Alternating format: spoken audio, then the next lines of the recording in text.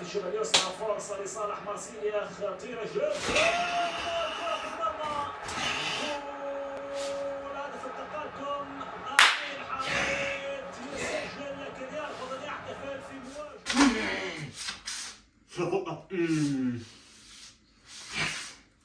Salut à tous, j'espère que vous allez bien. On se retrouve aujourd'hui pour une nouvelle vidéo. Vous savez très bien de quoi il s'agit. Comme d'habitude, on se retrouve pour le match de l'OM. Alors aujourd'hui, on se retrouve pour un match de la 33e journée de Ligue 1 entre l'Olympique de Marseille et le FC Nantes. Et là, pour commencer, tout simplement, ça fait plaisir parce qu'on retrouve la victoire après la diminution du gros dernier contre le Paris Saint-Germain. Une victoire très importante pour la lutte à la deuxième place. C'est même pas la lutte au podium, c'est la lutte à la deuxième place. Parce que on est à la deuxième place depuis je crois maintenant 6 matchs ou 7 matchs, je ne sais plus. Donc le fauteuil à la deuxième place me tremble un peu quand même. Donc, mais ce soir c'était très rassurant. Il y a eu des frayeurs, il y a eu une grosse frayeur en première période. On a été un peu pris au piège, mais on a su s'en sortir et faire la différence à la deuxième mi-temps et qui nous a valu la victoire. Et bien, je vais commencer par faire simple. Je vais commencer on peut parler des statistiques, comme on fait d'habitude. Donc, tout d'abord, Marseille a encore dominé le match, mais là, c'est encore un peu plus dominateur, 67%, c'est quand même énorme. Et malgré le corps, c'est pas. Voilà, ça mérite plus, quoi. Voilà, les possessions, les tirs, ça aiderait. Il y a quand même une grosse différence, quoi. J'ai eu la combo. Je vais pas dire qu'elle est nulle, mais moi, la confiance en lui et autre, c'est pas l'accord idéal. On a eu le retour de Munich, et le est revenu de blessure en match de qualification avec la Pologne. Bon, je ne vais pas trop en parler sur ce changement-là, l'apparition de Munich, parce que c'était court et comme il y aurait une blessure, on ne peut pas trop juger directement après une blessure, c'est pas toujours facile, c'est pas toujours évident pour un match. Voilà, vous voyez, les passes, 7 en passe contre 170. Je me demande comment on a fait pour être au piège. C'est vraiment inquiétant parfois. Je sais pas, c'est l'OM, hein. C'est l'OM, on domine toujours et on fait des prières, on ne sait pas comment. Alors, on domine, on a un milieu de terrain très possessif, mais une défense aussi assez solide, et surtout la défense très douce, quoi. La défense très douce, et en mode coup, ça part en contre-attaque, et ça fait vite, hein, ça fait vite. Malheureusement, c'est comme ça. Mais bon, on retiendra chez la victoire, c'est le plus important. Et c'est sur ça qu'on va se reposer pour le classement et pour les prochains matchs. Je vais faire un petit débriefing sur l'ensemble des heures.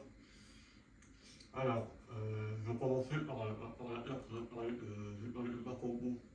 Voilà, moi je l'impression de moi. Le commandant Munich est de retour. Munich en compte pour le prochain match. Ensuite, milieu de terrain, on avait Payet. Payet, voilà, toujours un meneur. Donc, Camara, wow, Camara.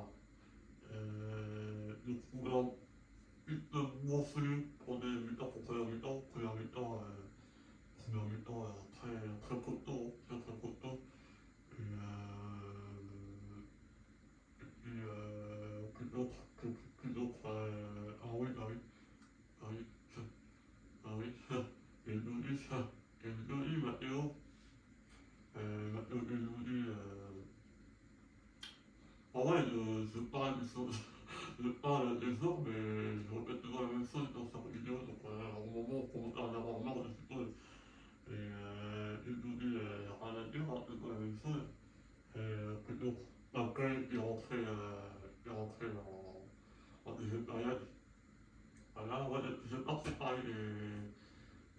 remplaçant quand il rentre.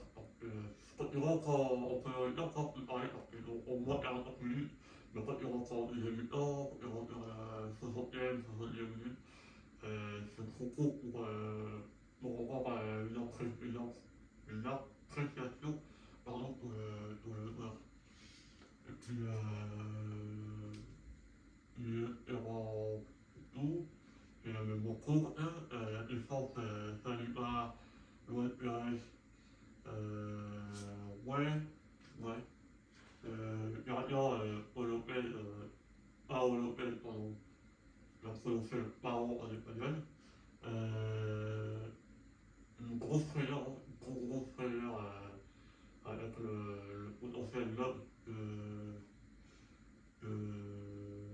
on attend en anglais, je ne sais plus comment il s'appelle, ça c'est pour appeler ou je ne sais plus, bref, je ne vais pas dire de bêtises.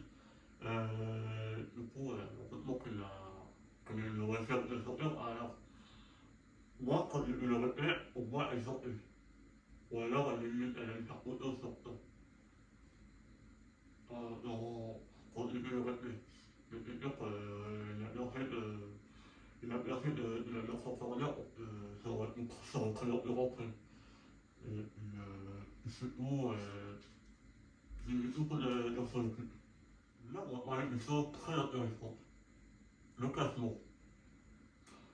Je ne vais pas afficher parce qu'on ne voit pas forcément à la caméra, c'est pas pratique. Alors le classement, on voit effectivement avec notre docteur, suite à notre docteur, on va à la deuxième place. Mais, pas que.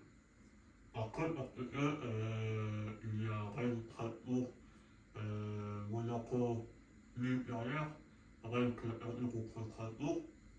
Contre Strasbourg peut monter un peu de poids et Rennes récupère, je ne vais pas dire qu'il perd de poids, mais voilà. Par rapport à nous, voilà, on est perturbé, donc on se retrouve à ce poids entre Marseille qui est deuxième et Rennes qui est troisième. Donc c'est bien, ça marque un grand pas vers le fauteuil du podium, le fauteuil du tribus. Ensuite, c'est tout, après Nice, Strasbourg, Monaco, tout cela, il colle aussi 56, 56 points, 56 points, 56 points entre il y a 56 points, 50, il y a 3 places où il y a 56 points, 3ème, 4ème, 5ème, et l'autre, je crois, le 6ème à 54 points. Très très serré, très chaud, très chaud. Et en plus, le problème technique avec mon ordinateur, je ne sais pas ce qui s'est passé, donc voilà, je regarde sur le classement, donc Marseille, deuxième place. Rennes 3e place, Strasbourg 4ème, 5ème Monaco. Donc Monaco, Strasbourg, Rennes en licence du coup, 56 points. Ensuite on a Nice en dessous, Nice 54 points, Lens 53 points, Lens 7ème. Franchement, wow. Je ne sais pas l'avoir eu un classement aussi sérieux, hein. Franchement, c'est ça, hein. Donc voilà, donc j'ai beaucoup à dire. Je vais revenir maintenant sur les prochaines rencontres qu'on va avoir. On se retrouve dimanche déjà pour le match de la 34e journée contre le Stade de Reims. Attention, le Stade de Reims, hein, on dit que ce sera un match nul. Ça peut être solide et ça peut être aussi un match de piège comme ça a été le cas ce soir contre Nantes. Donc attention encore une fois au piège et on se ressortir avec une victoire pour le prochain match. Donc après ça va être encore plus difficile, hein. On aura Nantes, après on aura Lorient et le dernier match Rennes et Strasbourg. Rennes et Strasbourg ça va être intense. Ça va être intense, wow. Oh, c'est clair que ça sera un gros spectacle. C'est clair C'est-à-dire que le spectacle a bien commencé en fin de saison, même avec la difficulté qu'on préparait, pour moi ça reste un bon spectacle parce que on a montré en résultat de quoi on était capable. Donc pour moi ça fait partie du spectacle. Il faut pas oublier la conférence Ligue, hein, la coupe Europe, la C4, entre le M et le Feyenoord, hein, que se jouera en avril.